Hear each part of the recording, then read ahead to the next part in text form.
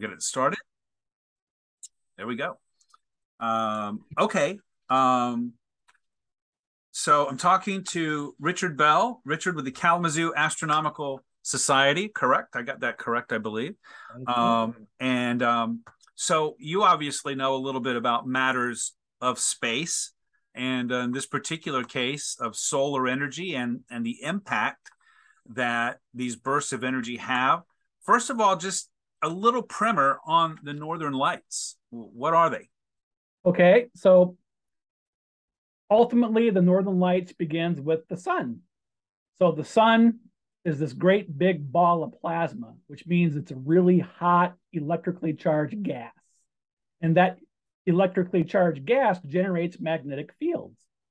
And those magnetic fields can generate all kinds of cool stuff like coronal holes, solar flares, and coronal mass ejection.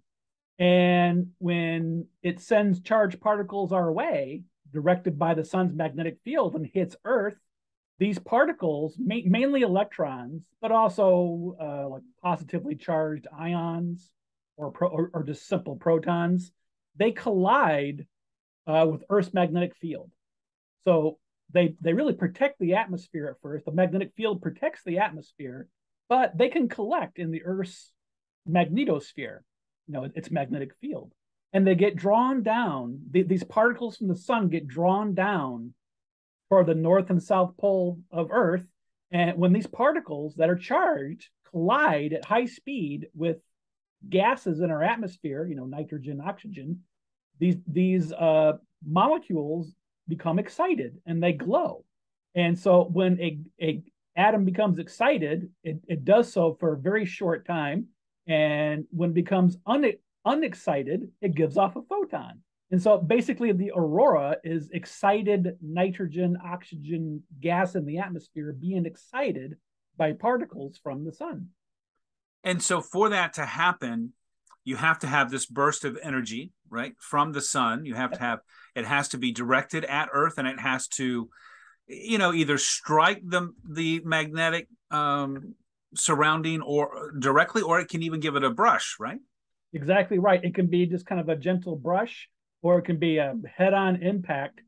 But that hasn't happened for us, at least in a while. Well, the head-on impacts are the ones that cause big problems, correct? Yeah, they can do a lot more than just generate really cool aurora. They can destroy satellites and knock out power grids of cities, which has happened to plenty. And so what we're looking at potentially for tonight, maybe even tomorrow night, maybe even into Friday, is from an active sunspot area, correct? And there have Right. been, so what's happened there? So I believe the current uh, scenario is we have a coronal mass ejection that happened, and those are related to solar flares, but solar flares are much more powerful, and they can also send particles our way. But a coronal mass ejection occurs over a much larger area, and they're weaker. But as the name kind of infers, they have a lot of mass behind them, lots of particles. And so those usually have a higher chance of hitting us if they're pointed roughly in our direction, which is kind of what's happened recently. And the sunspot activity is, by the way, on the way up, right? We're in our cycle, we're on the way up. It is, yeah. We're actually very lucky. Yeah, there's a roughly 11-year solar cycle where every 11 years you get sunspot maximum and increased solar activity because sunspots, solar flares, prominences, coronal mass ejections, they're all related to the sun's magnetism. It's basically a big hot magnet. And so these auroras can also be wildly unpredictable when it seems that there's a no-brainer that there's going to be a show and then it's a no-show. Or on the other hand, sometimes there's been shows and it's like, well, where did that come from? Why is that? Yeah, the really hard thing about predicting these is you don't know exactly the path they're taking when they come from the sun. You know it comes from the sun, but once it leaves the sun and kind of spits out into space, you don't know quite where it's going or even how it's going to behave in the medium between the sun and the earth because it's not exactly empty space. There's always other gas and particles from the sun that can interfere with what's headed our way. So it could just miss us altogether or just give us a glancing blow. or sometimes it can hit us head on, even stronger than we ever expected. That's an interesting way of putting it too, because I have to tell you, from my perspective, I think you think of something like a coronal mass ejection, and it's headed our way, and you see the speed that's involved and the power that's involved, and you think it can't be diverted in any way. But you're saying, yeah, it can. Yeah, it can be. And yeah, there's a really famous event that happened in 1859 called the Carrington event. And that's where you had two coronal mass ejections, one after the other. There's this massive sunspot group, and then it fired off a coronal mass ejection in our way. And that first one actually plowed the road between the sun and Earth. And so when the second one erupted, that came to us at full force, and it caused all kinds of trouble in 1859.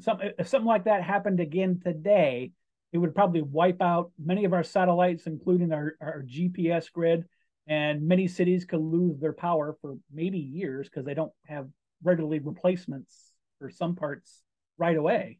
Right. That is sort of a potential disaster that we are sort of living on the edge. Correct. I mean, I know, I don't want to be a doomsdayer Right. here, but the potential is there. Yeah, fortunately, after some events in the late 90s, we started building things a bit smarter to withstand something like that. So I don't think the chances of like a Michael Bay type movie scenario are terribly likely, but it could cause scattered problems here and there. But yeah, the sun is the most observed star out there. If you ask people on the street, what's the most photographed star, they might say Beyonce or something like that. But nope, it's the sun. It's the sun. We watch it intently. Back to what's going to happen or what may happen tonight, tomorrow. What can people look for? How should they go about? Everybody's excited about it. So what do you do? Okay, so if you don't have time to really keep up with stuff like this, there are weather alerts, or not weather alerts, aurora alerts that you can subscribe to. You can download like a Aurora app, and you could usually get to pay for a service to notify you when aurora may be visible in your area. But I'm a massive cheapskate, so I often go to a website called spaceweather.com where you can monitor what's called the KP index. And if you see a KP index of 7, that means the magnetic field has been pushed far enough south that we would see aurora from our area. And so you can either be alerted, or if you're a member of the club, usually I'll send out an email to the membership, or you can just kind of monitor those websites. Or if you're lucky enough, just step outside, look north. If you see shimmering going on, then that's probably the aurora. I know that you have stargazing meetings, right, or opportunities, right, with your telescope on Saturday nights, correct? Exactly. Yeah. The next one is this Saturday, but by that time, it sounds like the coronal mass ejection will have passed us by. But yeah, we haven't seen aurora at a public observing session in like 20 years. But of course, if we don't see aurora, there's still a lot more to see, like Jupiter and Saturn are coming into the evening sky, and there's lots of deep sky objects to look at. Now, obviously, you want to get to a spot that's very dark. I mean, the darker, the better, which probably means a little bit later at night, too, not right after sunset, correct? What Right. other advice would you give? A give? little after sunset, yeah. What other advice would you give to people as far as like where to look and how to look? Okay, so if you know the aurora is going to happen, or there's a really high chance it's going to happen, of course, most of us live in light polluted area like Kalamazoo, and of course, it's getting worse all the time. So you basically have to head out of town. So basically, anywhere in farm country would be good. Somewhere in the open with lots of open fields or a big open park, and it's called the Northern Lights. So you look north. If it's like a KP index of 6 or so, it's going to be really low in the sky. You might see just a glow on the northern horizon. But if it's a KP index of 7 or higher, you might see aurora, way up in the sky. And of course, if it's really, really strong, like it was back in 2003, you might even see it overhead or even in the southern sky, which is very rare for us. And so odds are, though, you just look toward the north and you'll either see it shimmering on the horizon, or maybe a little higher overhead, where you can see, like curtains where it appears to shimmy like curtains, or rays where they kind of, shoot up in the air. So it's going to be quite a display if we get lucky, right? And but if not tonight, then I know that that NOAA's Space Weather Prediction Center, I think it's called, is saying we're under like a watch, as they call it, I think through Thursday, maybe even into Friday. Yeah, our chances, I believe the best chances are between the 18th and 19th. So if we don't see anything, after midnight tonight, it could be the following night. Because again, these things are difficult to predict because we don't know the nature of space between us and the sun to a great degree of precision. Is this something that, I mean, this may be a silly question, but is this something that with the aid of like a telescope or something? I mean, will you be out there with your telescope tonight, or is this because of the nature of the auroras? It's like, no, this doesn't lend itself to that. Well, I might be out at our observatory tonight just doing some general viewing, but that's the great thing about aurora is you don't need a telescope. You don't even need binoculars. All you need are your two peepers to enjoy it. So Okay. no special equipment required. Okay, Richard Bell, Kalamazoo Astronomical Society, thank you so much for giving us your expertise. Now we just cross our fingers, right? Right. And hope that we get lucky, and also hope that we don't ever have one of those Carrington events, so that we can keep the nice light displays without losing civilization.